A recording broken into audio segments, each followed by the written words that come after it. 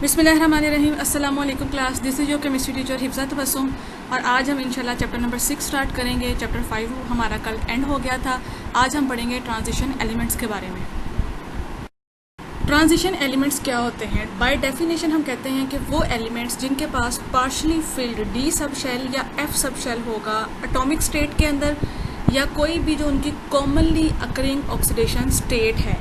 Commonly occurring oxidation state की बात हम कब करते हैं? जब वो कोई कंपाउंड बना लेता है किसी दूसरे एलिमेंट के साथ मिलके, तो उसमें जो उसकी मोस्ट कॉमन ऑक्सीडेशन स्टेट यानी कि मोस्टली कंपाउंड्स में जो उसकी ऑक्सीडेशन स्टेट होती है, उस स्टेट में या एटॉमिक स्टेट में अगर किसी एलिमेंट के पास partially filled d sub shell और एफ सब शेल हैं तो वो क्या होते हैं? ट्रांजिशन एलिमेंट्स होते हैं। इसके अलावा हमने अपनी क्लासिफिकेशन में भी पढ़ा था कि डी और एफ ब्लॉक एलिमेंट्स को हम ट्रांजिशन एलिमेंट्स कहते हैं। क्यों कहते हैं? इनकी लोकेशन की वजह से कहते हैं। ये एस ब्लॉक और पी ब्लॉक एलिमेंट्स के दरमियान मौजूद हैं और इनकी प्रॉपर्टीज़ भी एस ब्लॉक और पी ब्लॉक के एलिमेंट्स के इन बिटवीन होती हैं, इन ट्रांजिशन होती हैं, जिनकी वजह से इनको हम कहते हैं ट्रांजिशन एलिमेंट्स। और एस ब्लॉक एलिमेंट्स होते हैं हमारे पास मेटेलिक एलिमेंट्स, पी ब्लॉक होते हैं नॉन मेटेलिक। तो ये मेटेलिक और नॉन मेटेलिक के दरमियान मौजूद हैं, दोनों की प्रॉपर्टीज़ को जो है वो शेयर कर रहे होते हैं, ट्रांजिट कर रहे होते हैं, इसलिए इनको हम कहते हैं ट्रांजिशन एलिमेंट्स। अच्छा, सबसे इंपॉर्टेंट चीज़ है इनकी कन्फिगरेशन। आपने इनकी कन्फिगरेशन ज़रूर करनी है और करके देखनी है। डी ब्लॉक सीरीज़ की कन्फिगरेशन दी गई है 6.1 में और डिटेल्ड कन्फिगरेशन जिसमें फर्स्ट ट्रांजिशन सीरीज़ के वैलेंस शेल कन्फिगरेशन दी गई है वो है हमारे पास 6.2 में। अब आपने स्टूडेंट्स करना क्या है? आपके सामने 3D block elements, 4D block elements और 5D ब्लॉक एलिमेंट्स मौजूद हैं। आपने इनकी इलेक्ट्रॉनिक कन्फिगरेशन करके देखनी है। आपके पास बुक में टेबल में लिखा हुआ है कन्फिगरेशन से पहले आर्गोन लिखा हुआ है 3D में, 4D में लिखा हुआ है क्रिप्टोन, 5D में लिखा हुआ है जिनोन। इसका मतलब ये है कि जो इनकी इससे पहले कन्फिगरेशन है वो इन एलिमेंट्स की तरह है। जैसे स्कैंडियम के आगे अगर आर्गोन लिखा हुआ है तो उसका मतलब ये है कि आर्गोन की सारी कन्फिगरेशन और उसके बाद फर्दर 3D1 और 4s2। आपने इस तरह से नहीं करना, आपने इसकी प्रॉपर कन्फिगरेशन जो सा मर्जी मेथड यूज़ कर लें। आपको मैंने वो रेन मेथड भी सिखाया था, आप उससे भी कर सकते हैं। अगर आप वो स्कूल पब्लिक स्कूल वाला करते हैं आप उससे भी कर सकते हैं। मेथड जो मर्जी यूज़ करें, आपने इसकी कन्फिगरेशन करके देखनी है, खुद करनी है। डेली बेसिस पे एक ब्लॉक की कर लें, फिर दूसरे कर लें, फिर तीसरे की कर लें। कन्फिगरेशन आपने खुद करके देखनी है। जब आप कन्फिगरेशन करेंगे तो ये जो हमारे पास यहाँ पे 24 पे क्रोमियम लिखा हुआ है, इसमें आप नोटिस करेंगे कि जो आप कन्फिगरेशन करते हैं ना उसमें आता है 3D4 4s2, लेकिन स्टेबिलिटी की रीज़न की वजह से यहाँ पे एक बहुत इंपॉर्टेंट MCQs और शॉर्ट क्वेश्चन और सबसे पहली बात इंपॉर्टेंट कॉन्सेप्ट बनता है कि जो डी सब शेल होता है वो D4 और D9 की फॉर्म में स्टेबल नहीं होता। जब भी हमारे पास 3D4 आएगा हम 4s से एक इलेक्ट्रॉन लेके उसको 3D5 कर देंगे और 4s को 1 कर देंगे। क्यों? क्योंकि 3D4 स्टेबल नहीं होता। 3D4 को स्टेबल करने के लिए हम उसको 3D5 में कन्वर्ट करते हैं 4s के एक इलेक्ट्रॉन से। सिमिलरली आप यहाँ देखें कॉपर में, सीयू में देखें, सीयू में क्या हुआ, उसके ऊपर जो निकल था वो 3D8 था, उसके बाद कॉपर में 3D10 हो गया। यहाँ भी क्या है कि जब आप कन्फिगरेशन करेंगे वो 3D9 होगा, लेकिन 3D9 स्टेबल नहीं होता तो हम 4s से एक इलेक्ट्रॉन लेके उसको 3D10 बनाते हैं जो कि स्टेबल होता है। बात आपने ये याद रखनी है कि जब भी आप कन्फिगरेशन करेंगे, आप जब भी ट्रांजिशन एलिमेंट्स की कन्फिगरेशन करेंगे, उसमें अगर डी सब शेल में 4 इलेक्ट्रॉन आ रहे हैं तो हमने उनको 4 नहीं रहने देना, हमने एस सब शेल से एक इलेक्ट्रॉन लेके उसको 5 कर देना है।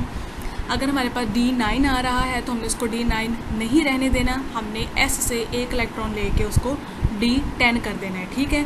और S जो है वो एक इलेक्ट्रॉन के साथ रहेगा क्योंकि वो उस फॉर्म में स्टेबल है, जबकि D4 और D10 स्टेबल नहीं होते, जिसकी वजह से उनको हम D5 और D10 में कन्वर्ट कर देते हैं। आपने कम से कम कल मुझे ये पहली सीरीज़ की कन्फिगरेशन करके दिखानी है और मुझे बताना है कि कोई बात समझ आई है या नहीं आई, ठीक है। आपने क्या बात याद रखनी है कि जैसे ही D4 आएगा आपने उसको D5 कर देना है। कैसे करना है? S के एक इलेक्ट्रॉन से। S में जो 2 इलेक्ट्रॉन हैं उनको आपने एक कर देना है और एक इलेक्ट्रॉन आपने D में ऐड कर देना है। इसी तरह से जब D9 आएगा तो आपने S से एक इलेक्ट्रॉन लेकर उसको D10 कर देना है, ठीक है। होप्स हो कि आपको समझ आई होगी। नहीं समझ आई तो आप उससे रिटर्न भी पूछ सकते हैं, वर्बली भी पूछ सकते हैं। You are free to ask. आपके सामने भी जो है वो लिख दिया गया है, रीज़न लिख दी गई है कि क्रोमियम से एक इलेक्ट्रॉन हमने एस सब शेल से लेके डी सब शेल के अंदर उसको फिल करके उसको हाफ फिल्ड कर दिया। डी में टोटल आते हैं 10, हाफ फिल का मतलब है 5। और ये जो हम एक इलेक्ट्रॉन लेते हैं उसको कम्प्लीटली फिल करने के लिए या हाफ फिल करने के लिए, ये बेसिकली स्टेबिलिटी के साथ एसोसिएटेड है। D4 और D9 स्टेबल नहीं होते, लेकिन D5 और D10 स्टेबल होते हैं, जिसकी वजह से ऐसा किया जाता है। अच्छा, अब हमने कह दिया कि जो S और P के दरमियान एलिमेंट्स हैं वो क्या है, ट्रांजिशन एलिमेंट्स हैं। लेकिन इसके अंदर भी जो है वो क्लासिफिकेशन दो तरह से होती है। एक होती है टिपिकल ट्रांजिशन एलिमेंट्स की और एक होती है नॉन टिपिकल ट्रांजिशन एलिमेंट्स की। जो ग्रुप 2B के एलिमेंट्स हैं जिनमें है जिंक, कैडमियम और मरकरी, इनके पास partially filled d sub shell नहीं होता, ना ही इनके एलिमेंटल फॉर्म में, ना ही किसी भी आयनिक स्टेट में, और ना ही कोई ये हमारे पास ट्रांजिशन एलिमेंट्स की कोई प्रॉपर्टीज़ शो करती हैं except complex formation. Complex compound बनाना ट्रांजिशन एलिमेंट्स की एक प्रॉपर्टी है, जो कि ये एलिमेंट्स जो हैं वो सिर्फ शो कर रहे हैं, उसके अलावा कोई अदर प्रॉपर्टी शो नहीं करते। इसके अलावा जो 3B में है हमारे पास स्कैंडियम, येट्रियम और लैंथानम, ये भी जो है वो ट्रांजिशन एलिमेंट्स की प्रॉपर्टीज़ को शो नहीं करते। इनको हम बाय डेफिनेशन ट्रांजिशन एलिमेंट्स बस कह देते हैं। क्यों कहते हैं? क्योंकि इनके पास डी सब शेल में एक इलेक्ट्रॉन होता है, यानी partially filled d sub shell इनके पास ऑलमोस्ट होता है, लेकिन किसी भी किस्म की प्रॉपर्टीज़ शो नहीं कर रहे होते जो कि ट्रांजिशन एलिमेंट्स के साथ एसोसिएट किए जा सकती हैं।